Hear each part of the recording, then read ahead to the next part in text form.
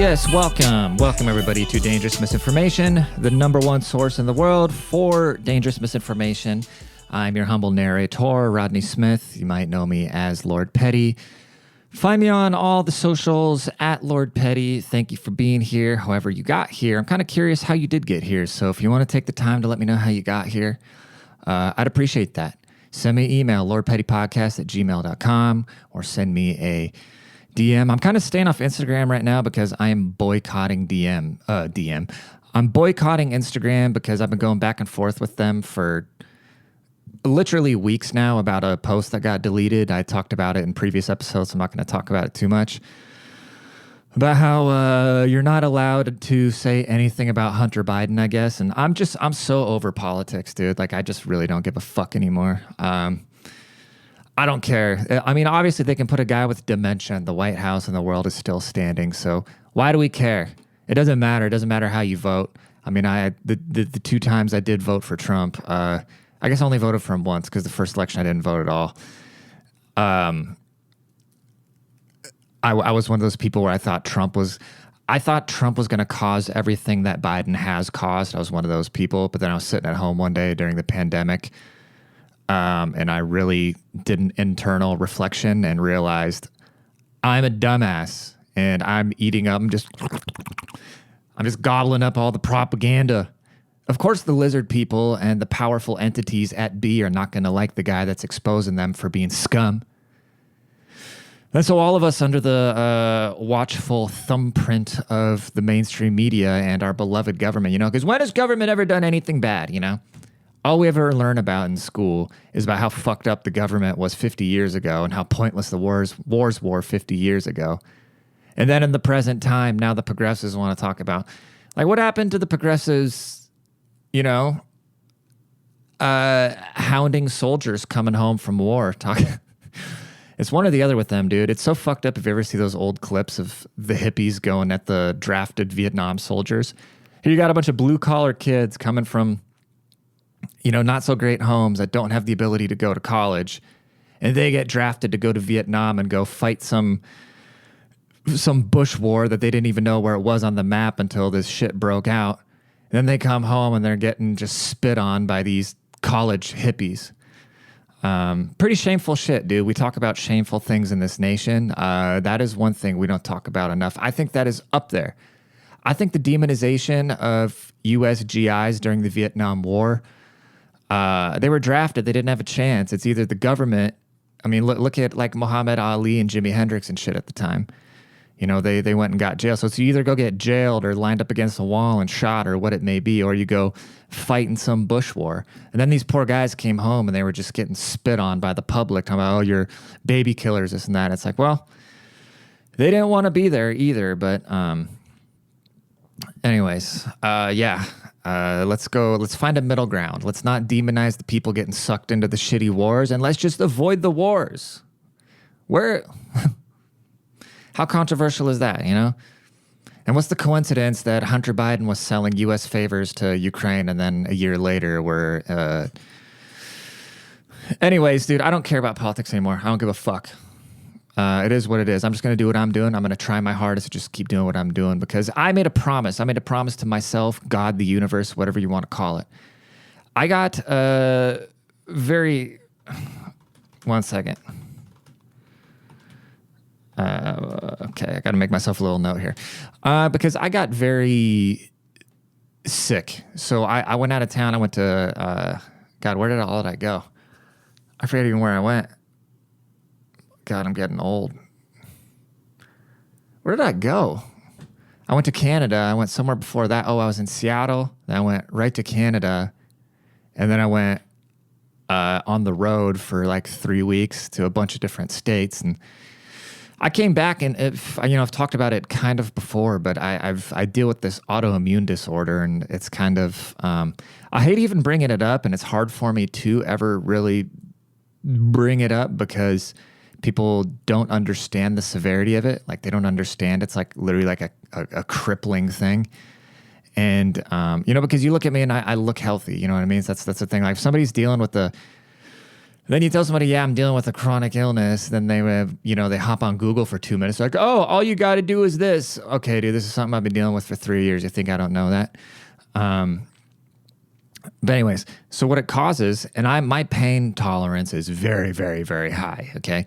But what it does is it basically just causes, when you sprain an ankle or something like that, right? It gets really inflamed and then it hurts like hell to use that ankle or whatever joint it may be. And so my immune system, something was fucked up in my body, so it'll attack my joints and it'll basically feels like a sprain. And it'll happen in a bunch of places. And what happened is, so I was on the road for a really long time traveling, and I came home, and it started getting really bad towards the end on the road too, but I was just kind of dealing with it. But then I got home, and then one day I just like couldn't fucking move. And I don't know if it's because I was smoking a bunch of cigarettes on the road or whatever it was, like the disease activity just completely, there was like a week. And it was annoying because I was telling my mom, she'd be like, oh, what do you do? And I was like, dude, I can't get out of bed. Like I'm literally just laying there like I'm thinking I'm fucking dying. I'm like waiting for this inflammation to go into my organ. It's basically like, I don't know. See, I don't even like really talking about it, right? But the point is that I made a deal. I remember laying there and like I just couldn't move. Like it sounds dramatic and nobody, you just hearing that like, but I literally like I couldn't. I mean, there's times where I couldn't. Like I couldn't open up the cap of a water bottle. Like my hands hurt that bad, and like my feet weren't working and shit like that. Like it got really bad. And so what I've been doing is I just completely gut it. Like I stopped eating bread completely. I think it all just comes back to gut health. And I think I've had a gut, I started having gut issues when I was around 21. I just kept dealing with it and drinking booze on top of it and eating unhealthy and doing all this bad shit to myself. And I think after a while, it kind of sent my immune system into overdrive, and I was going through, a shitty time, getting laid off work, just getting like cheated on and stuff. Like it was just like my body just fucking shut down and just got sick. And then I've been kind of trying to get it back. But long story short, so I was sitting there basically just disabled, and I was just like talking to God, I was like, dude, I didn't address God as dude, but that was my internal dialogue. I was saying, if any second, this is so terrible that I would trade anything to make this pain go away and have my health back. And if I get better again, I will spend every waking second of my day where I'm not in pain, doing what I think I'm supposed to be doing and trying to do something positive in the world and following my dreams.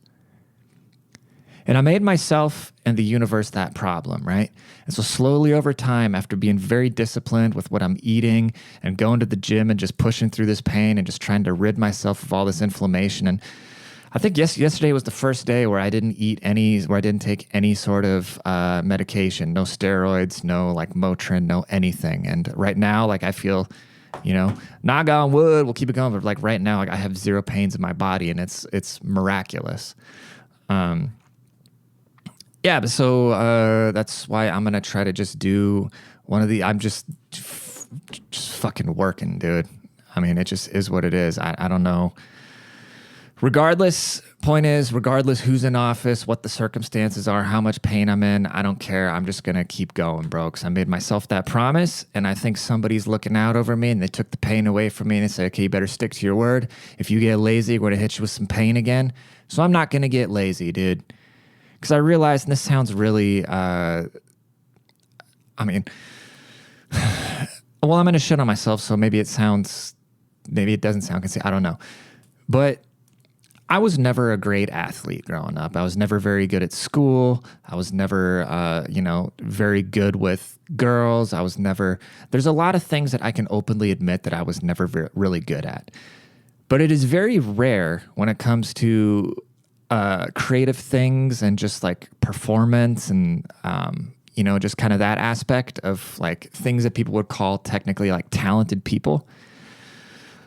It's very rare where I am not either the or one of the most creative and talented people in the room. Okay.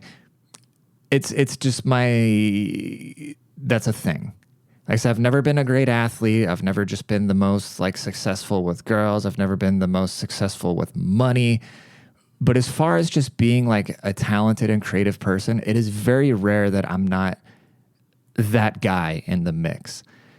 But the thing about it is I am typically the laziest as well.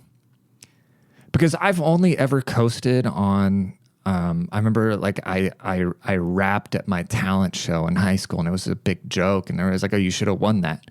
It's like, well, I've never practiced or anything like that.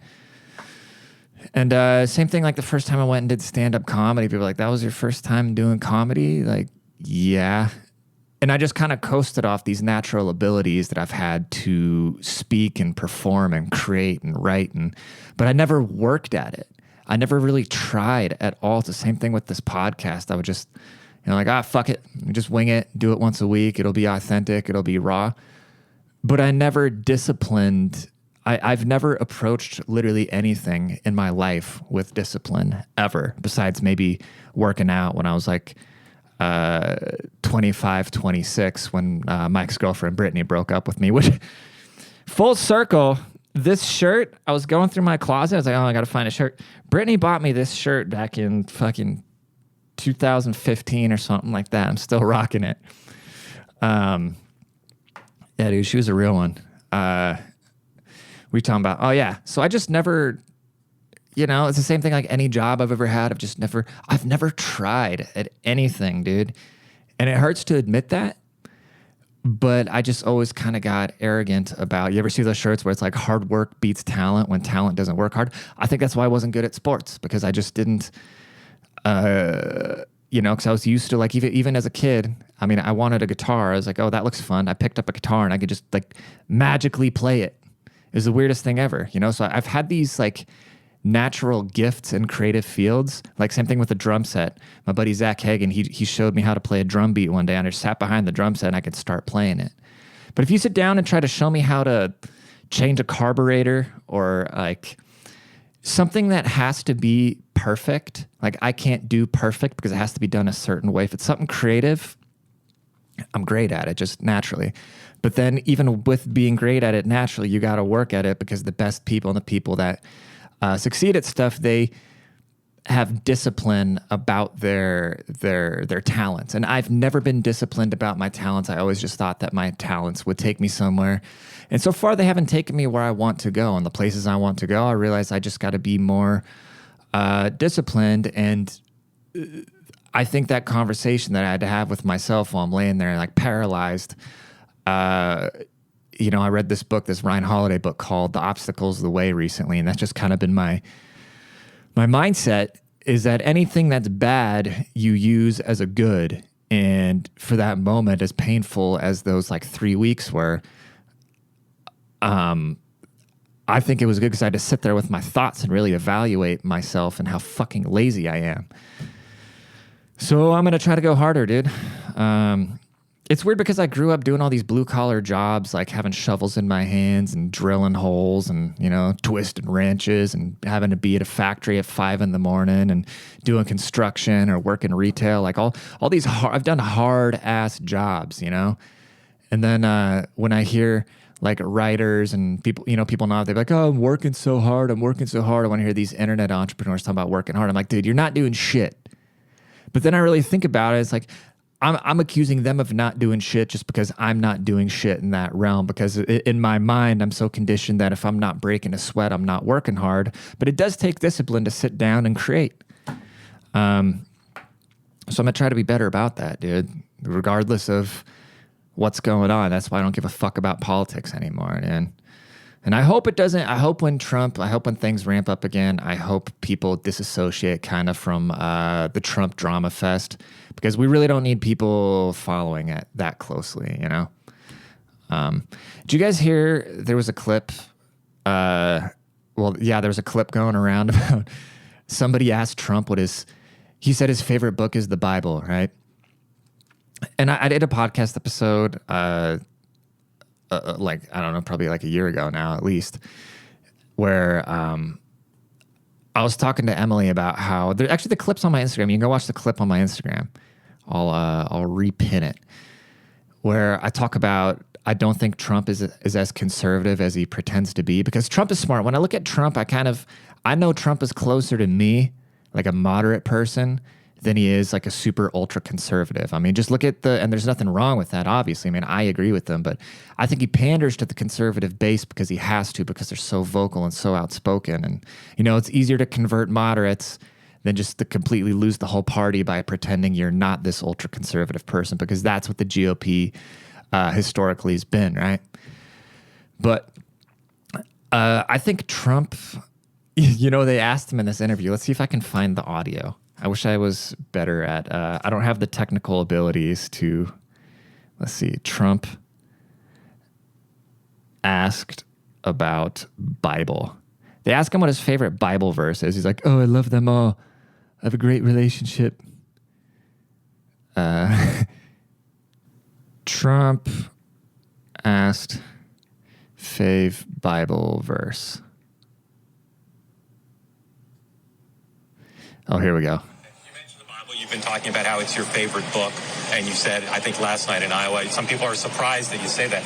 I'm wondering what one or two of your most favorite Bible verses are. Well, I wouldn't want to get into it because to me that's very personal. When I talk about the Bible, it's very personal. So I don't want to get into verses. I don't want to get into. There's no verse that means a lot to you that you think about or cite. The Bible means a lot to me, but I don't want to get into specifics. Even to cite a verse that you like. No, I don't want to do that. You're an Old Testament guy or a New Testament guy? Probably equal. I think it's just an incredible. The whole. I'm not trying to drag 45 because I fucks with 45. But damn well Trump's not sitting there reading the Bible every night, okay? Trump uses the Bible to hold on to the conservative base. I think the same way that Andrew Tate uses Islam to avoid any sort of legal repercussions with some of the things that he's done, because those would fall under being legal under Sharia law. You know what I mean? Because religion's kind of this backdoor escape of getting around things. And I know that's a hell of an accusation, but when I look at those guys, I see, that's what I would do. If I were Trump, I would pretend to be more conservative than I actually am. But that's why I will never garnish or seek power like that, because I wouldn't want to have to deal with the charades that it would take to maintain it. And Andrew Tate got himself in a lot of trouble, because the Islamic world and the United States, it'll never mesh, right? Like Islamic values don't go together with like European and Western things. And there's good and bad on both sides, right? But as far as the way that he was treating women, it doesn't really vibe with the left in the United States, but it would fly in the Islamic world. So for him to come out and say, oh, I'm a Muslim, you can't do religious persecution in the West. So it'd be smart of him to do that. But anyways, what are we at time-wise? Wow, we're already at 19 minutes, dude. Look at that. I just want to say it's crazy to me that it's crazy how angry everybody is. You know what I mean? Like I'll post videos or I'll post something and then some random stranger will just come out of the blue and just say the meanest shit. And it makes me realize, like, it doesn't bother me, but it just makes me realize what the climate is in the world and the country, where we're so just at each other's throats at all times, especially guys. And it makes no sense for us guys because the world already hates us, right? The media demonizes us. Government wants to push us down because they know, like, military age males, if we all stuck together, they'd have a big fucking problem. It's like the world hates bros already. And so I don't think bros need to be so terrible to each other. Obviously, we're going to be territorial, kind of like feel dudes out. But I think in general, just like young, straight men, no matter what creed we are, I think we just got to start being cooler to each other in general. Like I've been trying to do it. I've just been trying to say hi to dudes. Like when I go to the gym and if a dude's walking out, like this one guy was like, what? He's like, he was thrown back because I just went, hey man, how you doing? And he's like, good, how you doing? I was like, good man, have a good one. And he was the same, but he kind of like, after his initial good, he kind of like lightened up. You know what I mean? And I think, when's the last time that somebody probably asked this guy how he's doing? Nobody gives a fuck about us. And so I think as dudes, we just need to be cooler to each other, or at least try to be, That's what I'm going to do. Somebody's going to comment on this video, oh, you fucking pussy. Anyways, you guys take care of yourselves, okay? Please rate, please subscribe, please go pick up the book, please go do the blah, blah, blah. You know everything. All right, thank you for tuning in. Appreciate y'all. You guys have a great day.